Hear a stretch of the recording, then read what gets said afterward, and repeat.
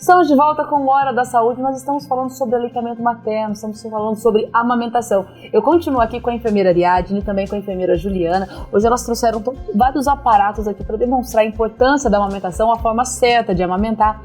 Queria perguntar para vocês agora, nesse terceiro bloco, o que é a amamentação assistida? O Glaucio, a amamentação assistida, o que ela acontece? Como a gente havia já falado no outro bloco, né, ela começa na primeira hora de vida, já dentro da sala de parto, essa criança é colocada para amamentar. Na sala de recuperação pós-anestésica, isso continua também, tem um profissional de enfermagem lá para isso, para auxiliar essa mãezinha nesse momento especial. E na maternidade, quando ela vai para o quarto, então, ela tem essa amamentação assistida, ela tem um profissional de enfermagem especializado que vai olhar para ela e para a criança e vai analisar e ajudar e orientar. Essa criança está conseguindo sugar? Né? Ela está sugando da forma correta? Né? Ela está posicionando a criança da forma correta? Porque quando nasce uma criança termo, que a gente fala, né, ela nasceu no tempo certo, no tempo esperado, essa criança ela tem mais facilidade para mamar. Né? Ela consegue realizar o movimento de sucção de uma forma mais correta. Mas nós sabemos que algumas gravidezes a gente não consegue levar até o final. Então são interrompidas antes, né? Essas crianças prematuras que a gente fala. E essas crianças elas têm uma dificuldade sim em sugar.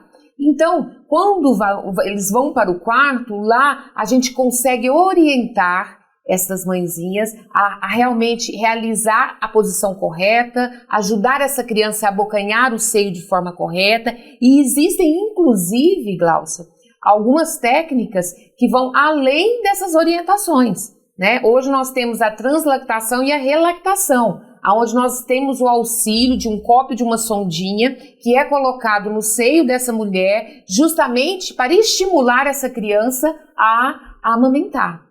Bom, a gente até trouxe aqui, né, não é bem o copinho que a gente utiliza lá, tá? Mas ele serve de demonstração para nós. Nós utilizamos uma sondinha e essa sondinha, a gente coloca o leite no copinho e ela é posicionada, né, no seio da mãe para que a criança possa sugar e então sentir, né, possa sugar e ter a sensação do leite. Então ela suga, tem essa sensação do leite e vai estimular ela a sugar mais e mais. Porque assim, dentro da amamentação assistida, a gente pode ter desde a descida do leite, que é algo que pode acontecer, né, logo após o parto, como pode demorar até 5 dias para acontecer. Quantas mães, né, às vezes no primeiro e no segundo dia ainda não tem essa descida efetiva desse leite. Motivo de muita angústia para a mãe. Demais, um motivo que realmente deixa as mãezinhas ansiosas. Então, com essa técnica, a gente consegue fazer, porque se a criança tá lá, ela tá sugando corretamente, ela suga e não vem a quantidade de leite, ela acaba se irritando e ela não vai,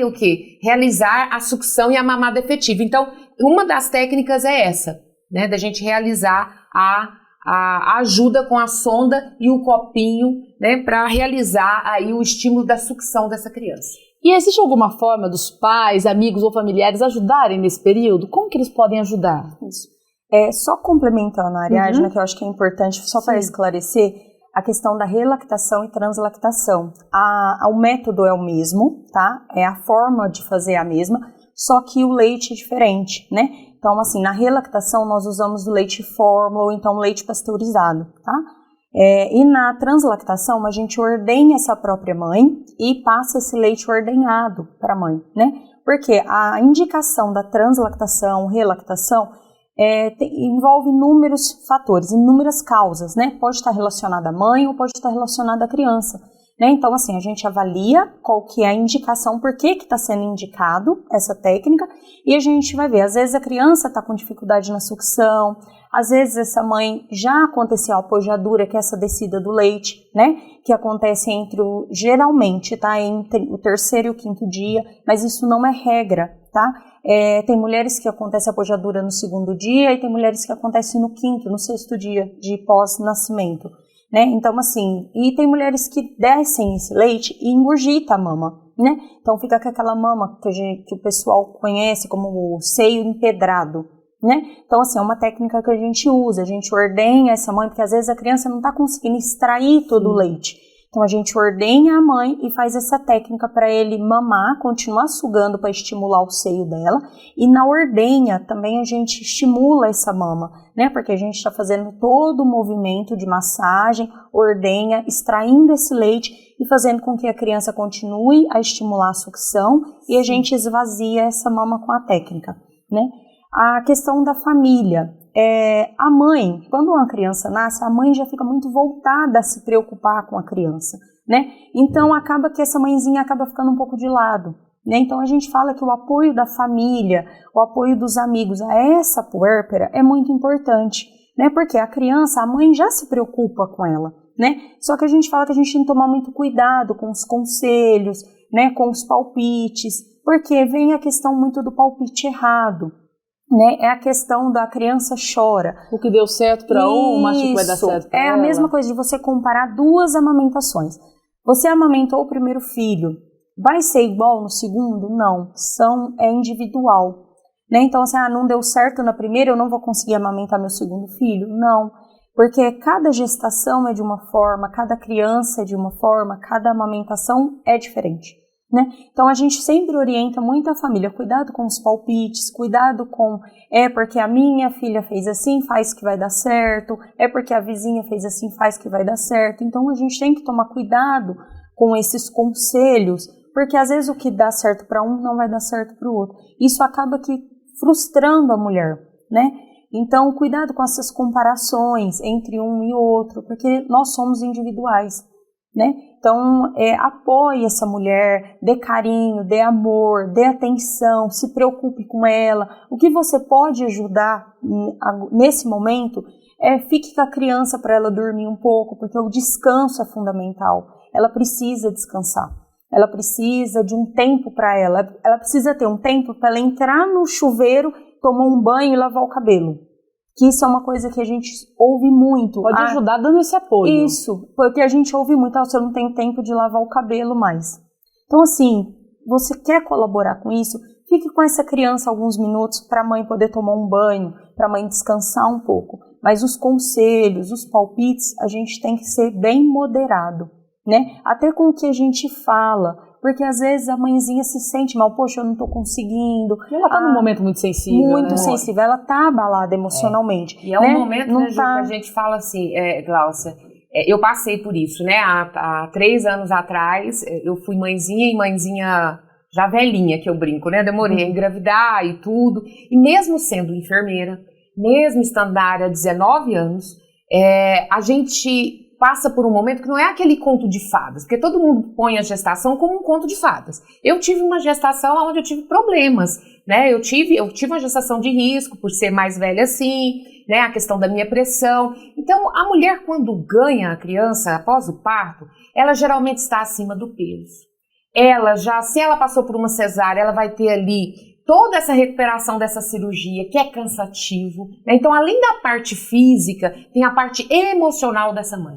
Né? E como a Ju falou, a gente acaba não tendo ali um apoio, às vezes uma rede ali, para que possa nos ajudar a dar essa respirada. Né? Então, assim, é um momento de cansaço físico, é um momento de cansaço psicológico, porque a mãe se preocupa muito com tudo, né? É com a recuperação dela, é com a criança, se eu tô conseguindo amamentar ou não. A mulher já se preocupa muito, né? Uma mãe, então... Isso, então assim, essa rede é importante, ela precisa acontecer, e não é mito, uma verdade, é que a mulher, quando está estressada, ou se ela estiver muito ansiosa, ela vai atrapalhar na questão dessa produção do leite, na questão também da amamentação. Isso não é mito. Isso não é mito, isso é verdade. Porque isso tem uma alteração hormonal, né? O nosso corpo, ele é muito interligado. Então, se nós passamos por algum estresse, a gente tem alteração nesses hormônios, que é a prolactina e a ocitocina.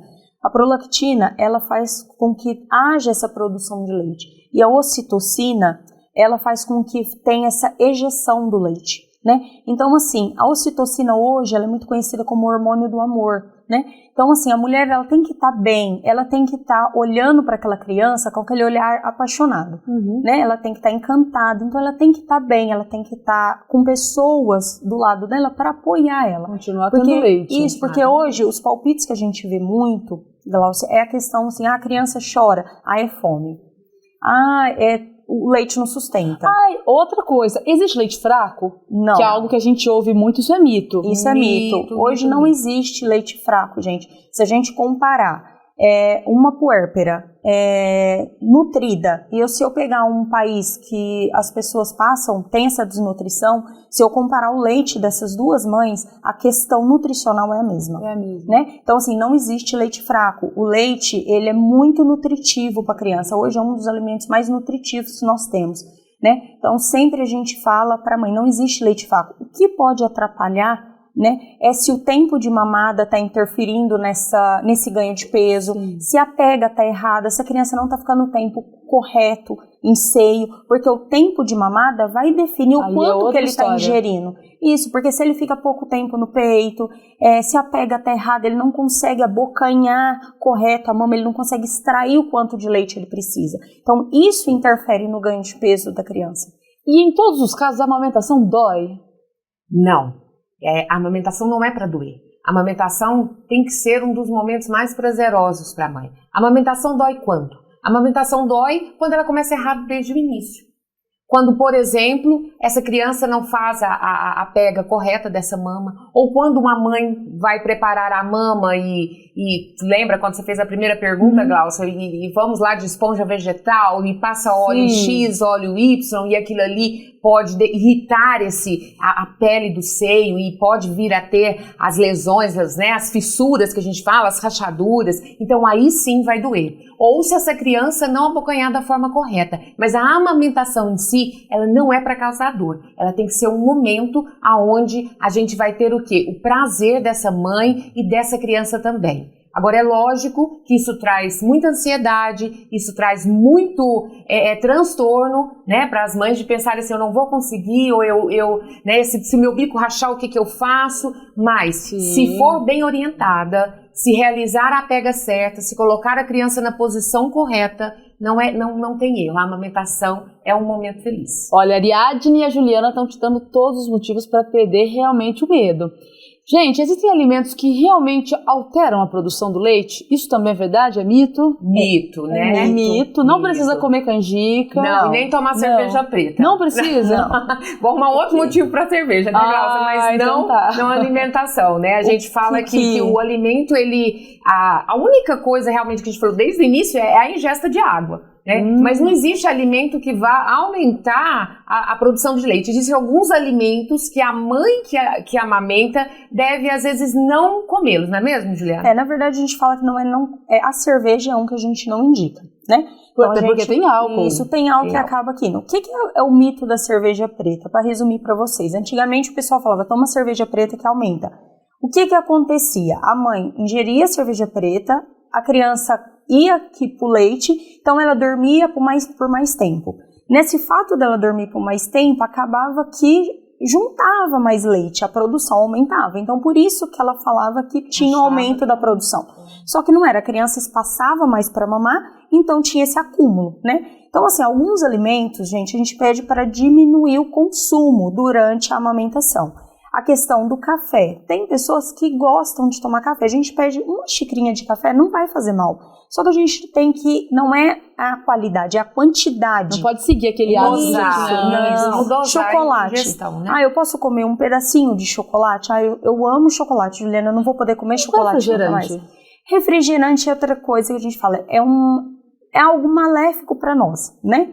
Então, assim, por exemplo, tem gente que fala que toma refrigerante, dá gases, aumenta. É a mesma questão do repolho, do brócolis, o feijão, né? Se você come, né, e você tem algum desconforto, consequentemente isso também vai ser transmitido para o bebê, né? Então, assim, segue essa lógica. Isso, se você, eu comi esse feijão, porque tudo que você comeu na sua gestação, a criança já teve contato. Né? Então, assim, eu comi feijão na minha gestação inteira, eu nunca tirei o feijão da minha alimentação, eu não sinto nada, eu não tenho desconforto, eu não tenho distensão abdominal, eu não tenho nada. Aí o bebê nasce, eu vou tirar o feijão? Não precisa, né? Tem algumas técnicas que a gente pede até para melhorar, põe o feijão de molho, né? Isso você pode estar fazendo, mas não é algo que vai intervir, tá? Não vai fazer com que a criança tenha gases. não. Mas assim, é a velha história de se alimentar bem, né, de escolher os alimentos bem, que não só quando você está gestante ou quando você, né, é puérpera e teve o seu filho, mas para a vida, né, Glaucia? Então também serve para a amamentação, mas é mito realmente e não existe nada que vai aumentar esse leite aí. Até porque, Glaucia, que é gostoso, pode continuar comendo. Pode, não faz mal. Eu falo assim que se alguém ofereceu canjica pra você, aceite. Não vai interferir, mas é uma delícia. A questão do aumentar o leite tá ligado com a sucção. Quanto mais o bebê mama, mais ele faz esvazia a mama, mais vai estimular para poder encher, né? É o que eu falo muito para as mãezinhas, é como se fosse uma fábrica, né? Quanto mais gente você tem trabalhando, você vai aumentar essa produção. Então, assim, quanto mais o neném mama, mais você esvazia aquela mama e mais hormônios são estimulados para você aumentar a produção. E mais você produz. Tá? Mais você produz. Ariadne e Juliana, quero agradecer a presença de vocês. Muito obrigada por terem vindo aqui, por terem trazido tudo isso, ter demonstrado. Eu tenho certeza que o pessoal de casa aprendeu, tirou muitas dúvidas e muita gente perdeu o medo. Que bom, nós agradecemos o convite, Glaucia. Precisando de qualquer coisa, estamos lá na Santa Casa, é só nos procurar. Obrigada pelo convite, agradecemos muito a oportunidade de estar falando um pouquinho disso que é tão importante, realmente, para as nossas mães. Obrigada e parabéns pelo trabalho de vocês. Obrigada. E você, gostou do nosso programa hoje? Eu adorei. Se você ficou com alguma dúvida, já sabe, né? youtube.com/Hospital de Amor, procura lá a playlist Hora da Saúde, assista novamente esse programa e compartilhe com quem você quiser. A gente se encontra no próximo Hora da Saúde. Até mais!